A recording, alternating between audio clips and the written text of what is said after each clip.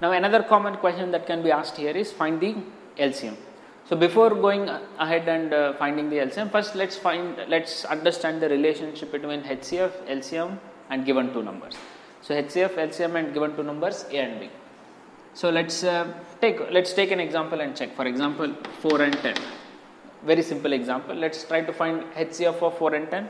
So HCF of 4 and 10 is actually 2 and LCM is actually 20. So you can go ahead and try and do that by your normal method. If you multiply the given numbers 4 and 10, it will be 40. This is given numbers 4 and 10. If you multiply HCF and LCM, so what will be HCF into LCM? That will also be 40.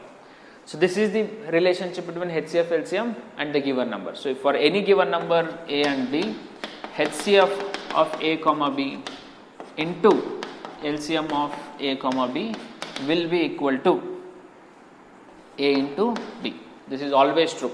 The product of HCF and LCM will always be equal to product of given numbers. So if in the exam, if the question is asked find the LCM by Euclid's division, so what you do is first find HCF by Euclid's division and then use this equation in order to find the LCM. Let's take one simple example of 81 and 237. Question is find the LCM. In order to find the LCM, you are supposed to use Euclid's division. We use Euclid's division to find the HCF, and using the relationship between HCF, LCM, A and B, we'll find the LCM. Okay. So let's check this one. How do we start? We start off by dividing 237 by 81.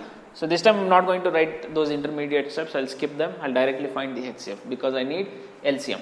So 81 2s is 162. I think 5 and 7. 75 is the remainder.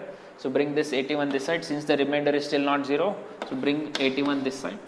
So 75 1s is 75. I think 6 remained. Now go back and express, so divide 75 by 6. So I think it is 12 6s is 72. 3 is the remainder. Now get this 6 here.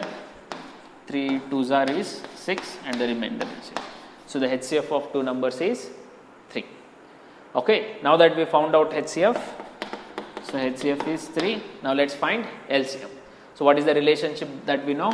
So HCF into LCM will be equal to A into B, or in other terms LCM will be A into B divided by HCF.